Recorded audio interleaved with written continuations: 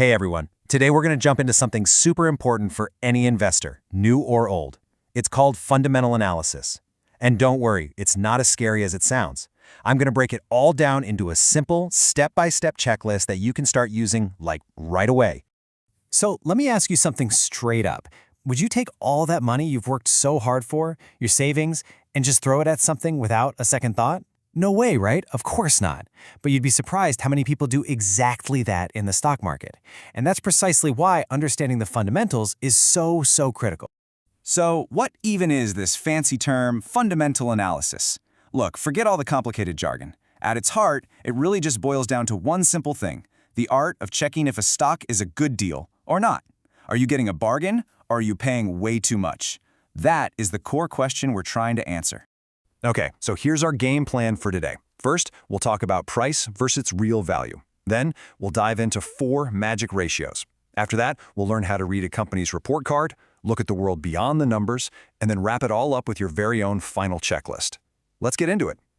All right, first up, let's tackle price versus real value. This is, without a doubt, the foundation of smart investing.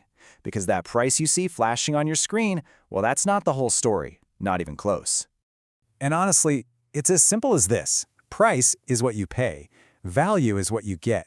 Think about it like a haircut. You could pay $50 for a terrible haircut and feel like you got zero value, right? Or you could pay $15 for an amazing one and feel like you hit the jackpot. The price tag doesn't always tell you what something's actually worth. And this idea leads us right to the master himself, Warren Buffett, and his whole philosophy of value investing. The goal is super simple. Just like he says, you want to buy a stock for less than its intrinsic value, which is just a fancy way of saying its real worth. I mean, imagine there are 2 identical flats next to each other. One costs 1 crore and the other is selling for 95 lakhs. Which one are you going to buy? The cheaper one, obviously. That's all value investing is, finding that deal.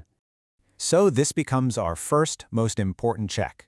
Is the current market price less than its intrinsic value? If the answer is yes, then boom, you might be looking at a real bargain. Now, I know, calculating intrinsic value can sound, complex. But these days, a lot of modern screeners and tools give you these estimates with basically a single click. It's a fantastic starting point. Okay, so let's say you found a company that looks undervalued. Awesome. But is it a healthy company, or is it cheap for a bad reason? The next step is a quick health checkup, and we're going to do it with what I like to call the 4 magic ratios. Yep, that's it. Just 4.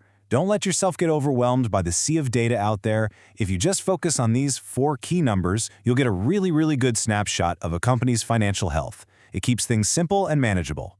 First up, the PE ratio, which stands for price to earnings. Let's put this in really simple terms. It answers one question. To earn 1 rupee in profit from this company, how many rupees do I have to pay for its stock? As you can see, the lower this number, the better the deal, because you're paying less for the company's earnings. Next, we've got the PB ratio, or price to book. So what's book value? Well, imagine the company sold off everything it owns, all its factories, its inventory, everything, and then paid off all its debts. The money that's left over, that's the book value. This ratio basically asks, am I paying a lot more than what the company actually owns? Generally, a number around 1 or 2 is considered pretty good.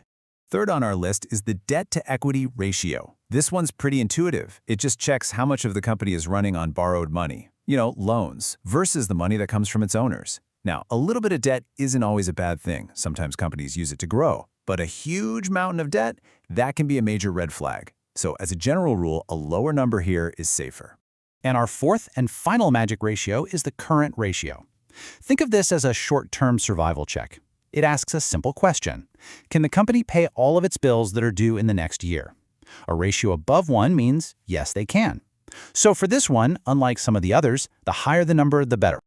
All right, you've checked the value, you've looked at the key health ratios. Now it's time to look at the company's annual report card, the balance sheet. And please, don't let that term scare you off. You don't need an accounting degree for this. You just need to know where to look, and you can do it in about 60 seconds. You really only need to check 3 things on this report card. First, are sales and profits heading up? You want to see consistent growth year after year. Second, look at assets versus liabilities. Are the things the company owns growing while the things it owes are shrinking? That's the dream.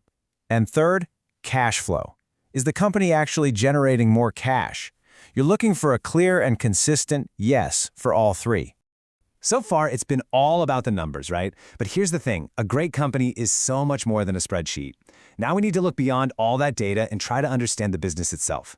And honestly, this might be the most important part of your entire analysis. You've got to step back and just ask some common sense questions. What does this company actually do? And is there a real need for it? What about its future potential? I mean, it's pretty clear that renewable energy has a brighter future than coal, right? Does the company have a unique advantage? Maybe even a monopoly, like an IRCDC? And crucially, who are its competitors? And are they much stronger? And that point about competition is so important. Just think about it for a second. A company that's sitting on 1,000 crore in cash can absolutely crush a smaller competitor that only has, say, 15 crore. It's not a fair fight.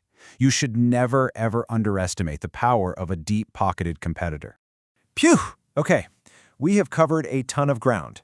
Price versus value, those 4 key ratios, the company's report card, and the nature of the business itself. Now, let's consolidate all of this into one final actionable checklist you can use every single time. And here it is, your 4-point investment checklist. First, value. Is the price less than its true intrinsic value? Second, ratios. Are the PE, PB, and debt low while the current ratio is high? Third, the report card. Are sales, profit, assets, and cash all growing consistently? And finally, the business. Does it have a strong model, a bright future, and a solid competitive edge? If you can tick all 4 of those boxes, you might just have a great investment on your hands.